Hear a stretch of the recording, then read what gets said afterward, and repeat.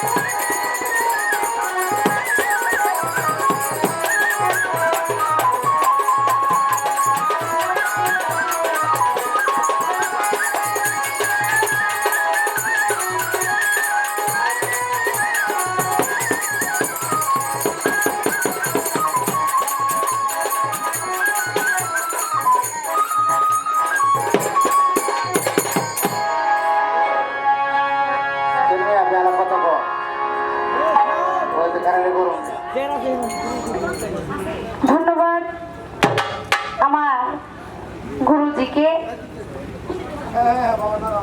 আমার যে কথা ছিল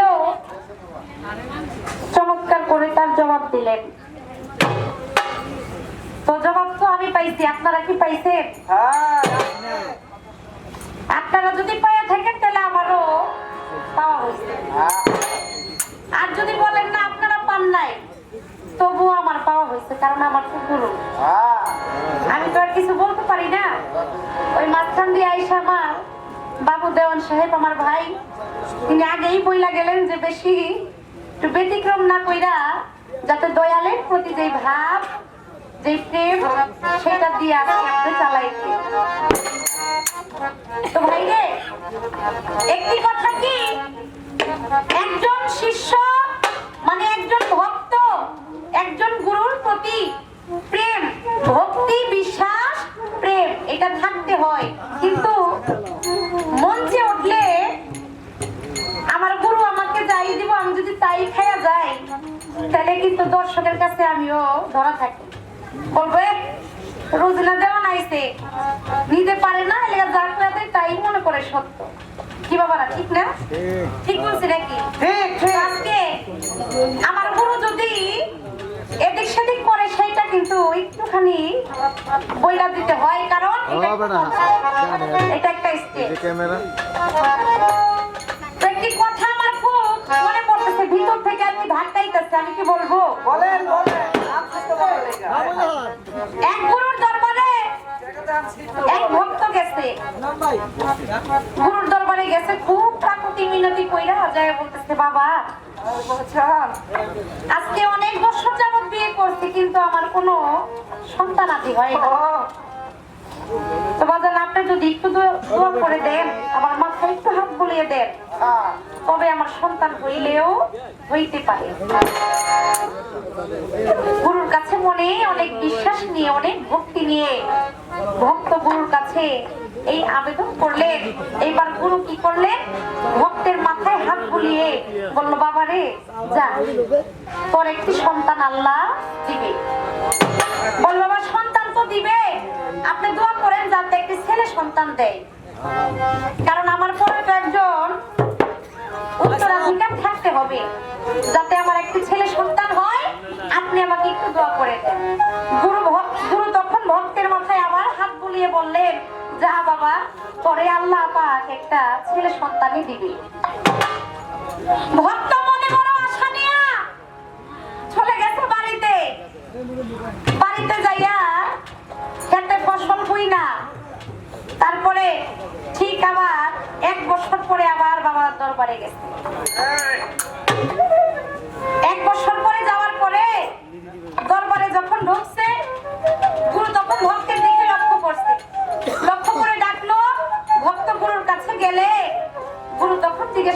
বাবারে তোর ছেলে সন্তানটা কেমন আছে। ভক্ত তখন মনের দুঃখে বাবার কাছে একটি গান বললেন, কি বলিব দয়াল চাঁদ আমি কি বলিব রে, সোনা দিবা চাইছিলাম দয়াল চাঁদ,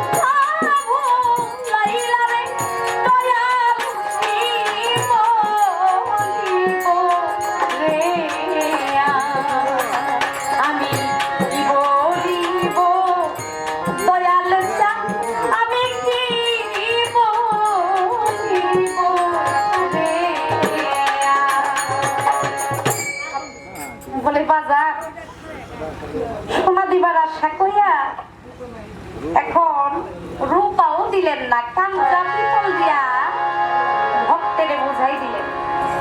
বলে চাইলাম একটা ছেলে সন্তান, দয়াল ছেলে সন্তান তো দূরের কথা, একটা মেয়ে হইছে, তাও আবার একটা পাও ঘোরা, আবার চোখেও দেখে না, কয় দিক দিয়ে হয়ে গেছে। তো দেখো বাবু ভাইয়ের কথাই আমি রাখবো, বেশি কিছু বলবো না, বেশি কিছু বলার দরকার নাই। কি বাবারা বলে, কচুর মতো কচু হইলে অল্প জালে সেজে, আর বোঝার মতো মানুষ হইলে সে অল্পতেই।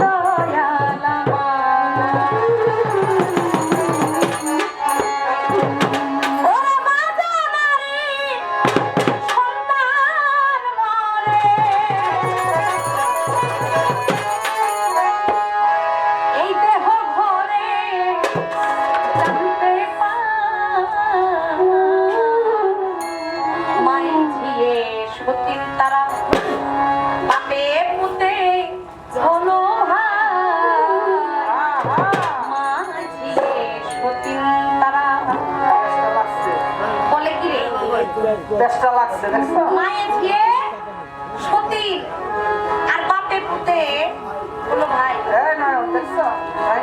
আজকে এই কথা সঠিক জবাব আমি চাই। আর যদি সঠিক জবাব না পাই, তাহলে হালিম চিশতি নিজামী একটা গানের মধ্যে বলছেন, কেওলা গুরুর শিষ্য হইয়া ঠেকলাম দায়, সকল জায়গা থুইয়া গুরু তেল ডলাইলো ফাটা পায়, ওই ফাটা পায়ে তেল আমি করবো না। আমি যদি সঠিক গুরু পাই, তাহলে সেই গুরুর সকল কর্ম করতে আমি রাজি আছি। কেওলা গুরু শিষ্য হইয়া ঠেকলাম দায়। আমি কেওলা গুরুর শিষ্য হইয়া কিন্তু ঠেকবো না বাবু ভাই। আচ্ছা বলবাইকে আমি কিন্তু রোজিনা দেওয়া।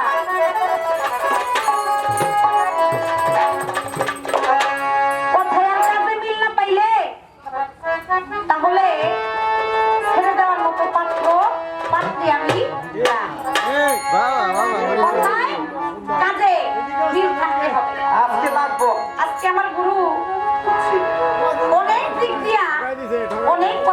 বললেন, 12টা স্টেশন, 6টা রিপু, সকল কিছু বললেন তিনি। কিন্তু আমার গানের কথার মধ্যে ছিল যে গুরু আপনার থানা, আপনার বসতি কোন থানায়, আপনার দেশ কোথায়, আপনার দেশে ভাড়া কি লাগে, কিসের চলে যাব, আপনি অনেক কিছু বইলা গেছেন, কিন্তু মূল কথা যেটা সেইটাই আমি পাই নাই। যাক, দেখি আবার বলে যে শিষ্যকে গুরু প্রশ্ন করতে পারে। বাবা আপনি বলেন দেখি, একটা প্রাইমারি স্কুলের মধ্যে বাবার কথা বলেন না, একটু কথাটা না শুনলে, কথা যদি আপনি না শুনেন তাহলে আপনি সেই কথা বুঝতে পারবেন না। আগে কথা পুরোটা শুনতে হবে, অর্ধের কথার কোনো মূল্য নাই। বলে অল্প বিদ্যা ভয়ঙ্করী, অল্প বললে ভয়ঙ্কর হয়ে যায়, আর যদি বেশি পড়েন আর যদি একবারই না পড়েন সেইটা হচ্ছে একটা, আবার বেশি পড়লে সেইটা হচ্ছে আরেকটা, আর যদি অল্প পড়েন সেইটা অনেক ভয়ঙ্করী হয়ে দাঁড়ায়।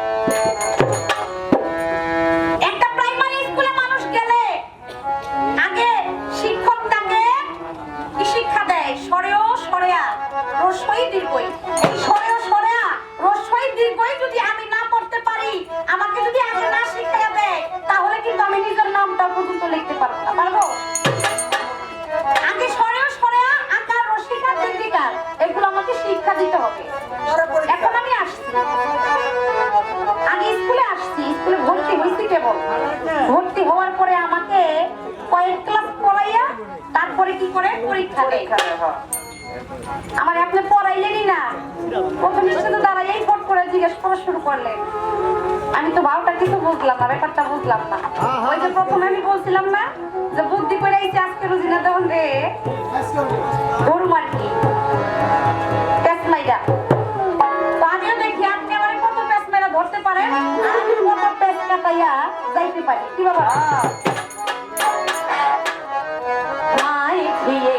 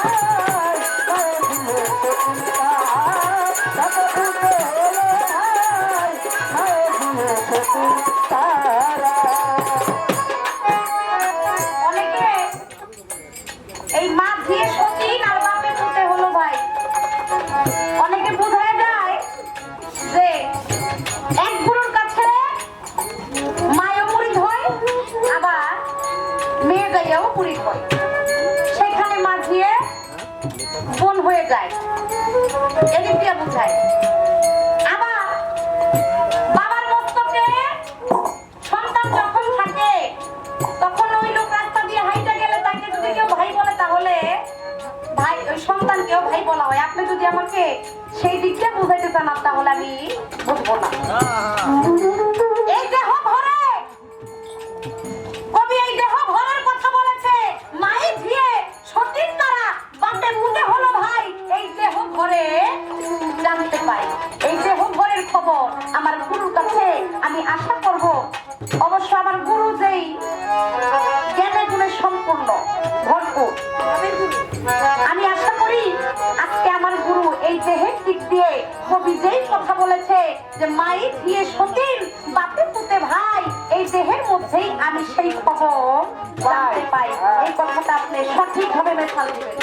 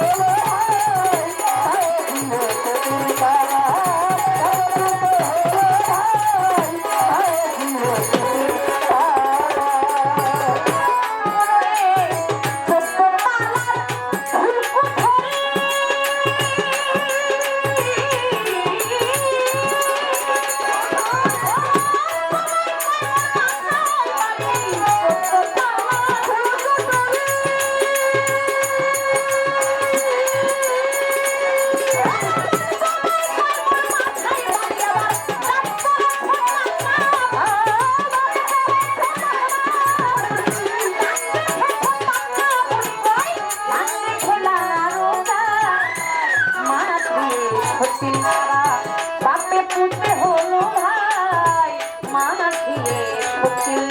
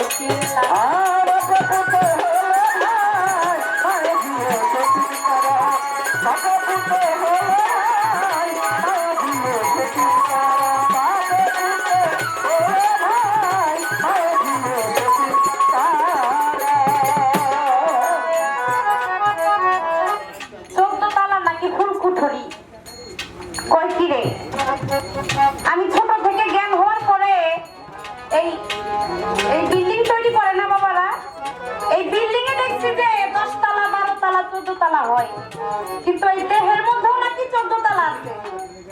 এই খবর তো বাবা আমার জানা যায়। আজকে দয়ালে যদি আমাকে জানায় তাহলেই আমি জানতে পারি। আপনি আমাকে বইলা দেন যে এই দেহের মধ্যে 14 তালা, 14 তালা ফুলকুঠরি, বোমাই কয় মোর মাথায় বাড়ি, দাঁত পড়েছে পাকনা বুড়ি, লাগলে খেলা আরো চাই।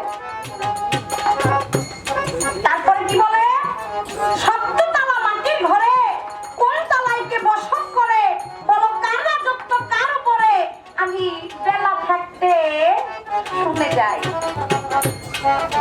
দয়াল, অষ্টতালার কি নমুনা, অষ্ট কোঠার কি নমুনা, কোন কোঠায় কি সোনা দানা, কোঠাতেই আমার দয়াল সাই মাতাল রাজ্জাক দেওয়ানের এই গান চমৎকার লিখেছে। এই গানে এই দেহতত্ত্বের কথা সে যে বলে গেছে। এই গানটাকে আমি অনেক জায়গায় শুনছি, অনেক জায়গায় জবাব করতে দেখছি, কিন্তু সঠিক জবাব মাতাল কবি রাজ্জাক দেওয়ান সাহেব যেই ভাব নিয়ে এই গানটাকে লিখেছে সেই ভাব কোনো ব্যক্তি তুলে ধরে নাই এই গানের মূল কথাটা। কিন্তু আমি আজকে আমার দয়ালের কাছে আমি বলবো যে আপনি মাতাল কবি রাজ্জাক দেওয়ানের সাহেবের একজন সন্তান। আপনি যেহেতু তার সন্তান বা তার ভক্ত বা তার শিষ্য, সেহেতু সে অবশ্যই জানে, কারণ অনেক বছর তার সাথে তিনি সঙ্গ করছে। আজকে সেই কারণে আমি গানটাকে আপনার কাছে রাখলাম। আপনি দয়া করে আমাকে বোঝাবেন এবং এইখানে যত শ্রোতাবৃন্দরা আছে সকলকে সুন্দরভাবে আপনি বুঝিয়ে যাবেন।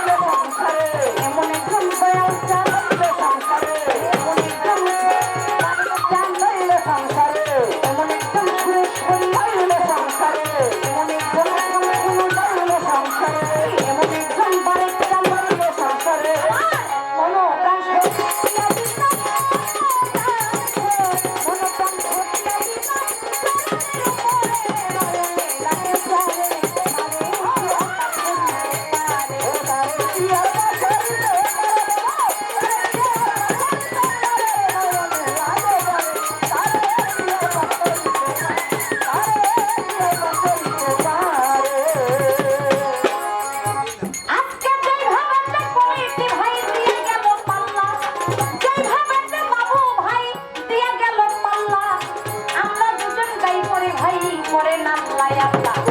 আপনারা যদি এইভাবে থাকেন একটু আমরা দুটি শিল্পী আজকে গাইতে পারবো। আপনারা যদি এইভাবে থাকেন একটু আমরা দুটি শিল্পী আজকে গাইতে পারবো।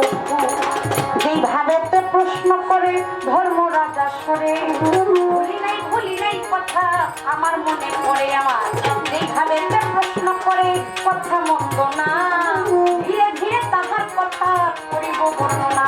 নাই বলে বলেন শিষ্য এইবার বলেন আপনি শিষ্যের মধ্যে পেটটা রস হইল এইটার কারণ কি? শিষ্যের মধ্যে এই শিশু লিখতে গেলে কালীবর্ষয় রসিকারে শি তারপরে পেটকাদা মূর্ধন্য স এটা জফালা পেটকাদা মূর্ধন্য স জফালা এই হচ্ছে শিষ্য। এবার শিষ্য লিখতে গেলে এই যে পেটকাদা মূর্ধন্য স এটার পেটটা কাটা কেন বা এটার পেটকাদা মূর্ধন্য স দেওয়ার কারণটা কি? চমৎকার প্রশ্ন করলে আমি প্রথমে বলেছিলাম যে একজন শিষ্য যখন একজন গুরুর কাছে যায় তখন সে থাকে একটি শিশু। আমার গুরু বললেন যে সে শিশু না, গুরু তাকে স্বীকার করে, সেই স্বীকার করে বিধায় তাকে একটা পদবি দেয় যে শিষ্য। না, তাকে শিশু সেই কারণেই বলা হয় যেদিন থেকে একজন মানুষ কামের পীরের হাতে যে হাত দেয় বায়াত গ্রহণ করে সেই দিন থেকে সেই মানুষটা মৃত্যুবরণ করে, যাকে বলে জিন্দা মরা, মৃত্যুবরণ করে আবার সেই দিন তার নতুন জন্ম হয়। মানুষ কুলে জন্ম যাকে বলে, মানুষ কুলে শিশুকালে সেই মায়ের গর্ভ থেকে মানুষ হয়ে দুনিয়াতে এসেছি, কিন্তু আস্তে আস্তে যখন আমি বড় হই আমার ভিতরে সেই মানুষত্ব বোধটা আর থাকে না, সেইটাকে আমি আস্তে আস্তে পাপ কাজ করে সেইটাকে হারিয়ে ফেলি। আবার সেই মানুষ যখন কামের পীরের হাতে যাইয়া হাত দেয় তখন সে মৃত্যুবরণ করে আবার সেখানে তার নতুন একটা জন্ম হয়, সেই কারণে তাকে আবার শিশু বলা হয় বা শিষ্য। আর সেই শিষ্য থেকে গুরু তাকে অনেক কর্ম দেয়, আর সেই কর্ম করতে করতে যখন চুন আর বাবারা চুনের রংটা কি? সাদা না?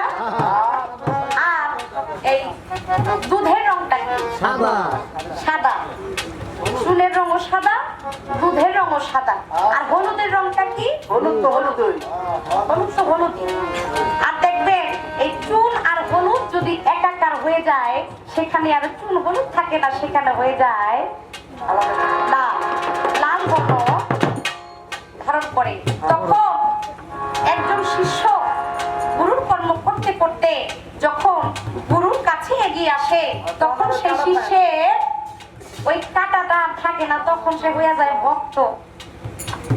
ওই শিষ্য যে কাঁটাটা থাকে সেটা তখন আর থাকে না। শিষ্য ওই কাঁটাটা তার মধ্যে সেই কারণেই থাকে, তার মধ্যে অনেক গন্ডগোল সেই সময়, অনেক আবর্জনা সেই সময় তার মধ্যে থাকে। আর ওই আবর্জনা গুলো পরিষ্কার করে গুরু যখন, আপনি একটি কথা বলেছেন, গুরুর জিহ্বা লিঙ্গ হয়ে ভক্তের কর্ণজুনি হয়ে সেই লিঙ্গ থেকে যেই বাক্য মানে যেই বীজ ভক্তের কর্ণে দয়াল বপন করে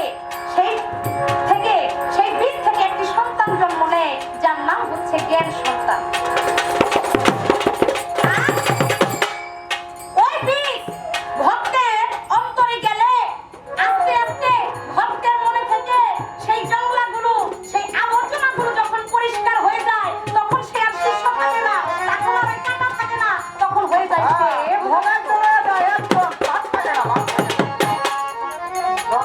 তাই কবি গানের ভাষা লিখেছে, দেহের জংলা কেটে জানো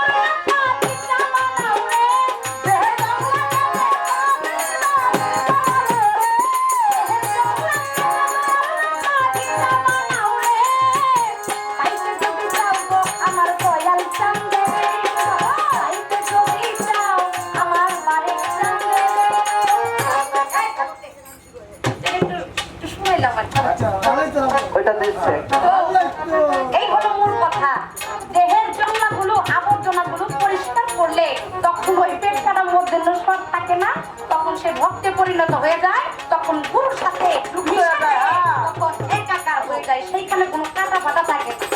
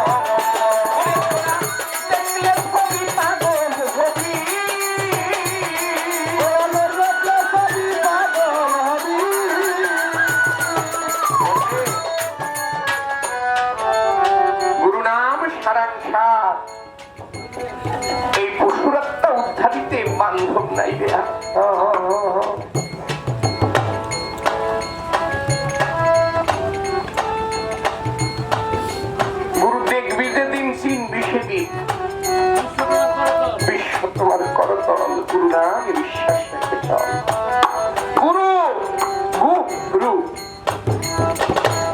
অন্ধকার থেকে আলোতে যে নেয় সে হলো গুরু। আধার থেকে আলোতে নেয় গুরু। যদি মায়া করে চাও তাহলে সে দয়া করে দিবে।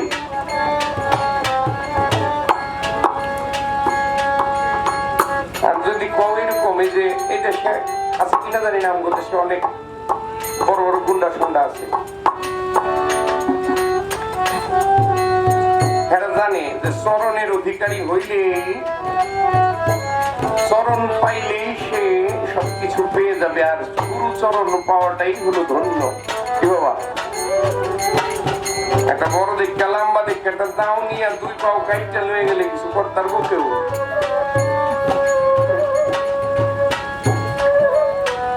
দাও লয়ে উঠলে কোনোদিন কিছু পাওয়া যাবে না। ইস্পাতের ধারালো দাও দিয়ে কাজ হবে না। এই মন মন্দিরের ধারালো কিছু দাও আছে, ভালোবাসার দাও, এটা দিয়ে কুবাইয়া ভালা ভালা করে লাইলেও দয়াল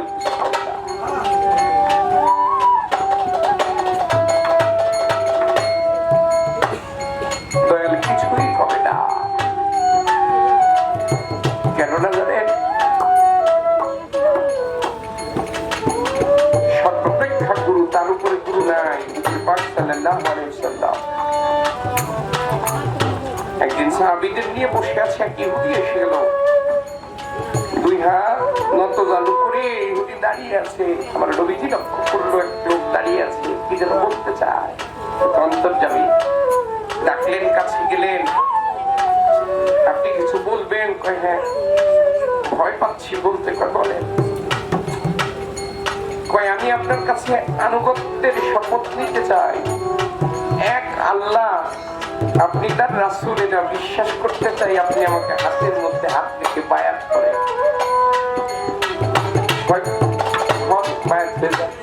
হওয়ার আগে অনেকটি কথা কি, আমি অনেক বড় পাপিষ্ট, আমার পাপের ক্ষমা হবে কি আমি জানি।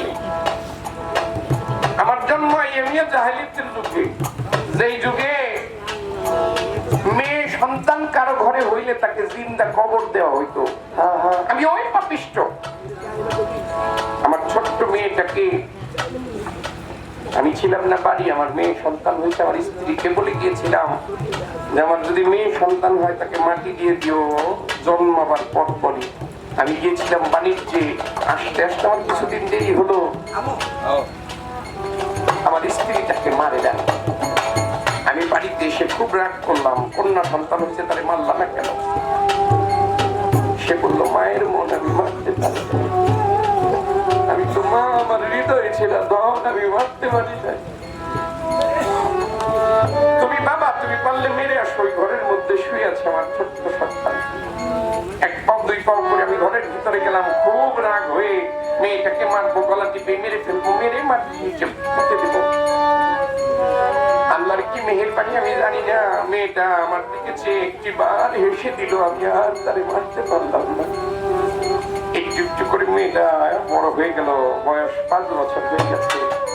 এখন সে বাইরে যেতে চায়, আর বাইরে গেলে আইয়া জাহেলিয়াতের যুগে যদি ওই মেয়ে কেউ দেখে তাহলে আমারে সুদ্ধা কতল করবে।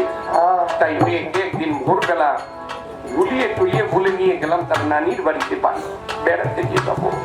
অনেক দূরে চলে গেলাম, দুপুর বেলা হয়ে গেল, উপরে সূর্য চলে এসেছে, আমরা মরুভূমির মধ্যে, কেউ নাই, আমি আর আমার মেয়ে। বুদ্ধি করলাম কি করে মারা যায়, একটা গর্ত করে বললাম আসো আমরা বালু বালু মাটি মাটি খেলি। আমি প্রথম নামলাম, আমার মেয়েকে বললাম তুমি আমাকে বালু দাও। একটু একটু করে বালু দিতে লাগলো। যখনই বালু দিতে লাগলো, খানিকটা সময় দিয়ে মেয়ে বলতেছে আমি আর পারবো না, এবার আমার পালা, আমি নিচে নামবো, তুমি বালু দিবে। আমি মনে মনে বললাম যে এই সুযোগ যায় আমার মেয়েটাকে মেরে ফেলা। মেয়েটাকে নামিয়ে আমি আর একটু বালু দেই না, আমি খুব বেশি বেশি করে বালু দিতে লাগলাম। নবী, খুব বালু দিতে লাগলাম। যখন তার গলা পর্যন্ত আসলো, মেয়ে কেঁদে বললো বাবা, বাবা গো, আমি শুনেছি আমার আগে যত বোন হয়েছে সবাইকে আপনি মাটি চাপা দিয়ে মেরেছেন। আপনার পায়ে ধরি, হাতে ধরি, আমি আপনার জীবনে বাবাও বলবো না, আপনি আমাকে ছেড়ে দিন, আপনার ওই বাড়িতেও কোনোদিন আমি যাবো না। আমি পরের বাড়ি দাসীবাদীর মতো খেটে বড় হবো, খাবো, কিন্তু আপনার বাড়ি আসবো না, আপনাকে বাবাও বলবো না, আমাকে মাইরেন না। আমি সেই পাপিষ্ট একটু একটু করে বালু দিতে দিতে মেয়েটার মাথা পর্যন্ত বালু দিয়ে দিয়েছি। এরপরে জানি না কি হয়েছে। নবী গো, আপনি কি আমাকে মুক্তি দিতে পারেন? আমার দয়াল নবী তার দিকে তাকিয়ে বললেন, বলো, কলেমা বলো। সে কলেমা বলতে লাগলেন, নবীর দিকে তাকাইতে লাগলেন, কলেমা তার দেখা হয়ে গেল, বলাও হয়ে গেল। আমার দয়াল নবী বলে উঠলেন, আজ থেকে তোমার যত পাপ, আজ থেকে তোমার যত গুনাহ, সকল আমি নিজে আমার মাথায় নিয়ে নিলাম। প্রত্যেকটা গুরু তার ভক্তের পাপ নিজের মাথায় নিয়ে নেয়, যদি গুরু ভক্তের মতো ভক্ত হয়। তাই মনে লম্ফঝম্প করে কোনোদিন কিছু পাওয়া যায় না, জোর করে সব ছিনিয়ে নেওয়া যায়, ওই ভালোবাসা ছিনিয়ে নেওয়া যায় না। তাই বলি মইরা মরার সরকার সঙ্গ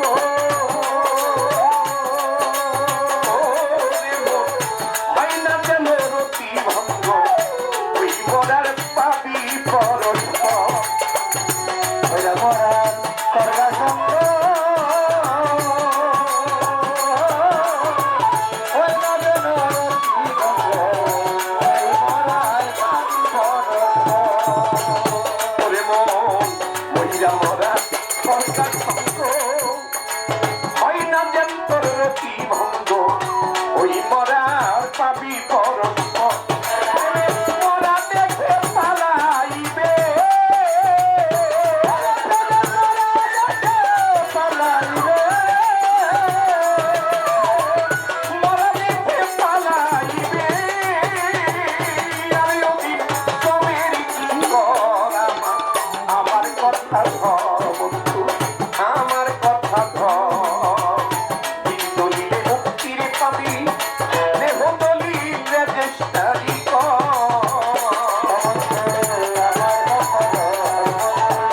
আমার কথা ধর, মুক্তির পাবি, দেহ দলিলে চেষ্টারি কর, দেহ দলিলে চেষ্টারি কর।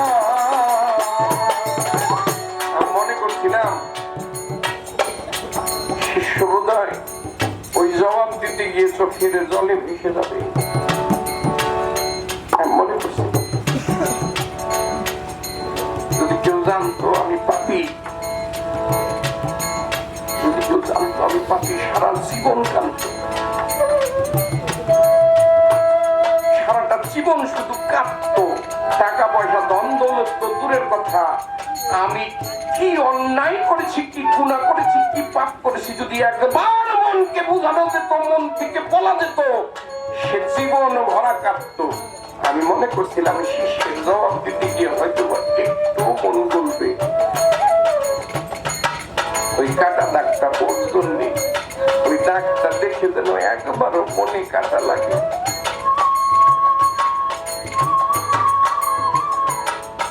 দয়াল হলো জগৎ স্বামী, একজনই স্বামী, একজনই পুরুষ।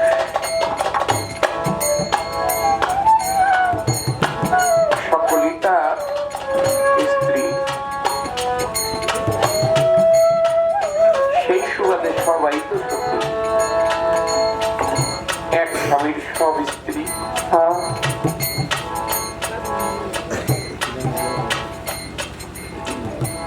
দেহ মার্কে সাধন মার্কে আমি আমার ভাই, আমি আমার ভাই, যার যার হিসাব তার তার। বাপে পুত্র হলো ভাই, আমার মধ্যে বাবা আছে, আমার মধ্যেও শিশু আছে।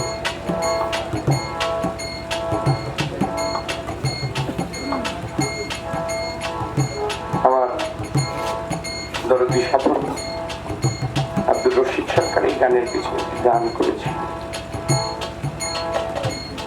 পরিশুদ্ধ হইলে পরে জানা যায় আমিও আমার মধ্যে ভাই, আমিও আমার মধ্যে মা, আমিও আমার মধ্যে বাবা। যাহা আছে ভ্রমাণ্ডে তাহা সেই দেহভাণ্ডে। মাও আছে, বাবাও আছে।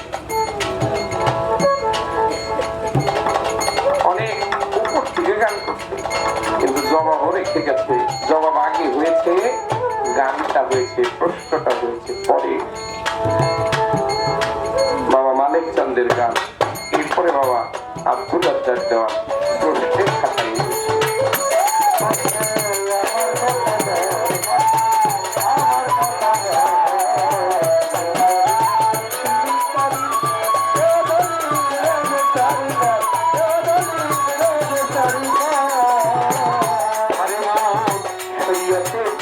শোনা কথা মারি ভয় দেখা কথা আগে যাইয়া রাগের করণ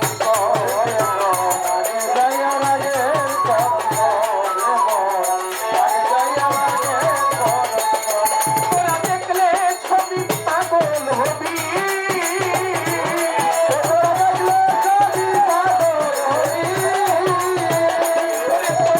দেখলে ছবি পাগল হবি জীবনে ভুল হবে না তো আমার কথা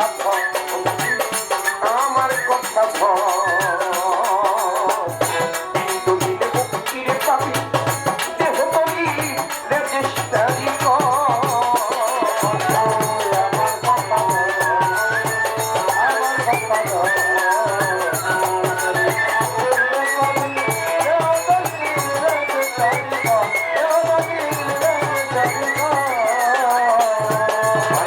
বর্তমানে যেতেই খাচ্ছে অনুমান সে মানবে কিছু। বর্তমানে এই জায়গায় যেতেই খাচ্ছে, এটা ভক্ত সম্মেলন। ভক্ত এসে গুরুর সাথে মিলতে আসছে।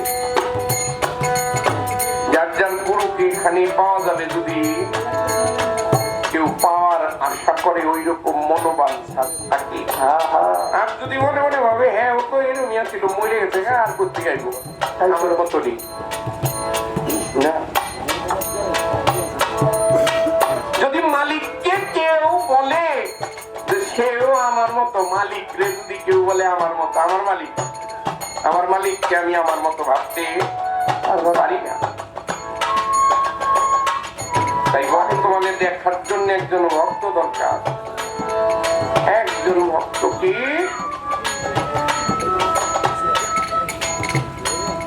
মুর্শিদের দরবার, ভক্তের কাবা ঘর, জান্নাতের হাওয়া সেথায় বয়ে যায়। মুক্তি কে জানি কার ভাগ্যে হবে। যদি বিশ্বাসের ভক্তি থাকে তাহলে বর্তমানে দেখা যাবে। তাই মানিক চাঁদ দত্তের বললো কি,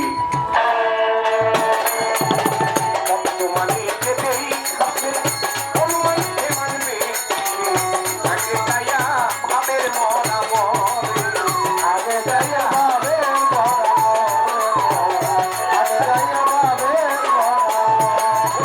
বর্তমানে যেতেই খাচ্ছে মোকাম চান্দে অনুমান সে মানবে কিসে আগে যাইয়া ভাবের মরা মরে, আগে যাইয়া ভাবের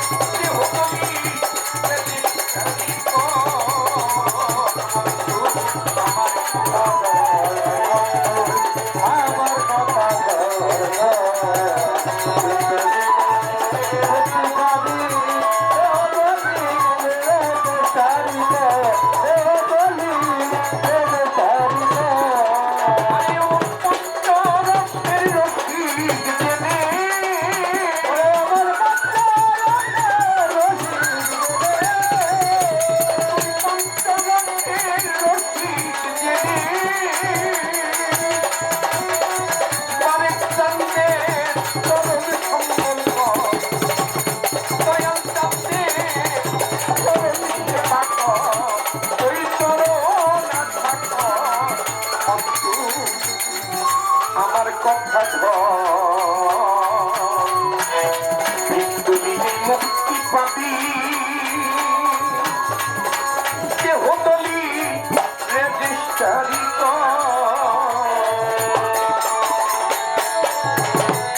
ওরে আমার ভাঙা নৌকা প্রেম যমুনায় রে শুভ ভাই সাধু জনাই করি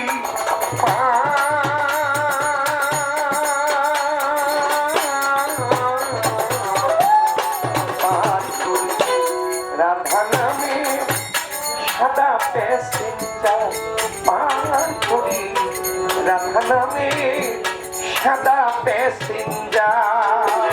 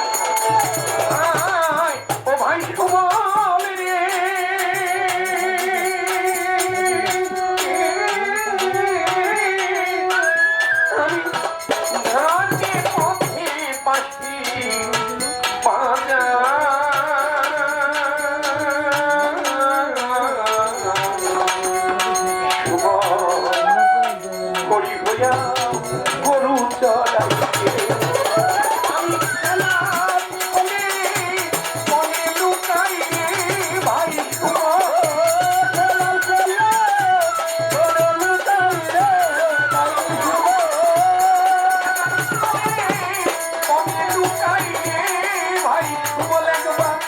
আমার প্রাণেরা ধরে দেখি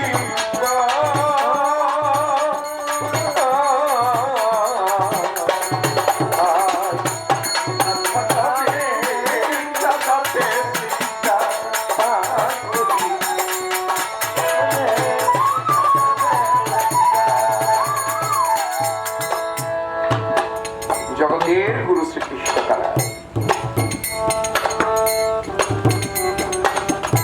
যদিও হিন্দু শাস্ত্র গুরু শিষ্যের বিষয়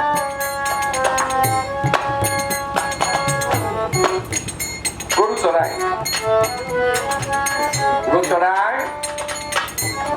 আর ভাগ্যে ভাগ্যে দেখো তার প্রাণের রাধা কোথায় রাধার এই খুঁজে খেলার ছলে রাধার কাছে কেননা রাধা তার প্রেমের গুরু তার প্রেমের গুরু ওই যে ভক্তের অধীন ভগবান এই রাধা কৃষ্ণের ওই প্রেমটাই ওই প্রেম লীলাটাই হলো গিয়া ভক্তের অধীন ভগবান কোথায় প্রাণের অধিক যেজন গুরুকে ভালোবাসে গুরুকে চায় সেই হলো রাধার অধিকারী রাধা প্রেম অধিকারী রাধা চরিত্রে অষ্টসখী 16 কোটি সবাই কৃষ্ণের ভালোবাসে কৃষ্ণ একদিন তাদেরকে একদিন প্রশ্নের সম্মুখীন করলো জানো সখীরা, আমার না মাথা ব্যথা করে, আমার মাথা ব্যথা সারে না। ভগবান কি করলে আপনার মাথা ব্যথা সারবে? সকলেই জিজ্ঞেস করেছিল না সেখানে রাধা? এই ছিল না সেখানে রাধা? সকলেই বলতেছে কি করলে ভালো হবে? কয়েকটা কাজ করলে ভালো হইব, তোমাদের কারো চরণ ধরে যদি আমার মাথায় দাও। সবাই ছিছি বলে চলে গেছে। রাজা, আমরা নাকি স্বামীকে নিজের পদ ধুলি দেব, তা হয় না। সবাই চলে গেছে ছিছি বলে, দেবে না বলে। ওর মধ্যে একজনের নাম বিশাখা, ওই রাস্তা দিয়ে যায়, বলে শোনো শ্রীকৃষ্ণ পাগল হয়ে গেছে, ওর কাছে যেও না। ওই কেন? বলতেছে ওর মাথা ব্যথা করে, ভক্তের চরণ ধুলি দিলে নাকি মাথা ব্যথা সেরে যাবে। রাধিকা কয় আমি নিজেই দিব তাকে চরণ ধুলি। আমি দেব? পোড়ামুখী কি বলিস? হ্যাঁ আমি তাকে চরণ ধুলি দেব। কয় ভগবানকে কখনোই, গুরুকে কখনোই ভক্তের চরণ ধুলি দেওয়া যায় না। কয় না রে, ও চরণ তো আর আমার না। যদি আমি আমাকে সর্বস্ব দিয়ে দিয়েছি, সেদিন থেকে ওই চরণ আর আমার না, ওই চরণে শ্রীকৃষ্ণেরই। যেদিন গুরুকে সব দিয়ে দিয়েছ, সেদিন থেকে আর তুমি তোমার নাই। ওই ভক্তের জন্য পথে পথে ঘুরবে গুরু, ওই ভক্তের জন্য সকলে জ্বালা সইতে গুরু। অন্য ভক্তের জন্য সমান হবে না, সহানুভূতি হোক।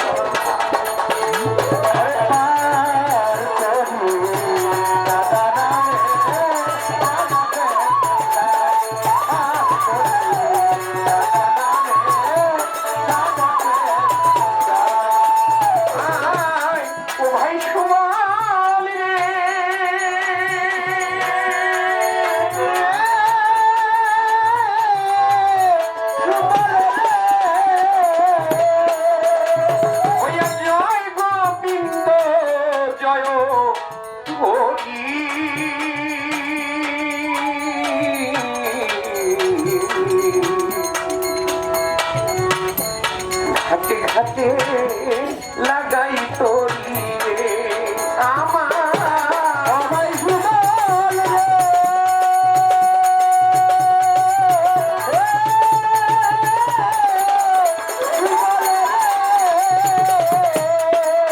আমি হইয়া জয় গোবিন্দ জয় হরি।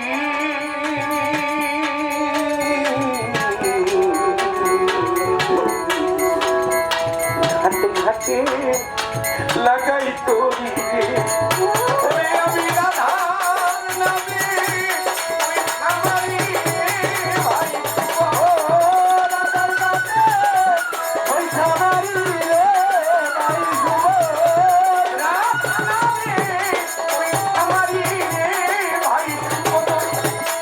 মায়া নদী করি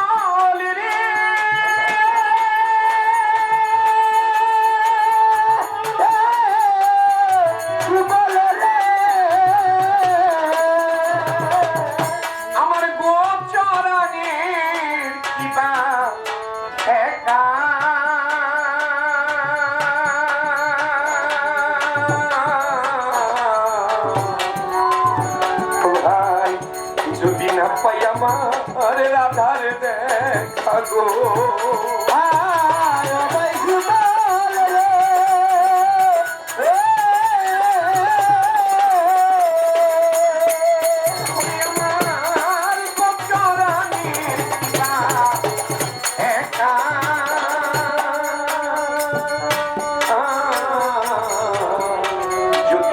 আমি ভক্তের দেখা গো ওরে আমি ভক্ত দিনে বড় একা রে ভাই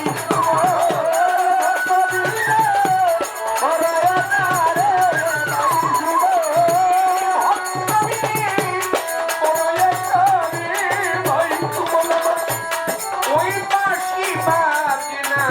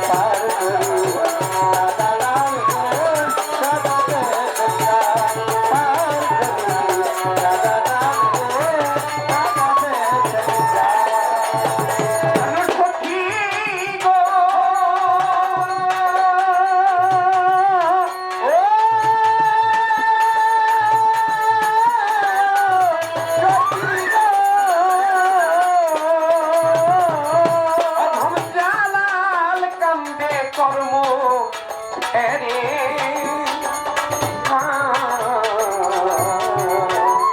অবহেলা পাইলাম আমার মাতাল রাজ্জাকে গো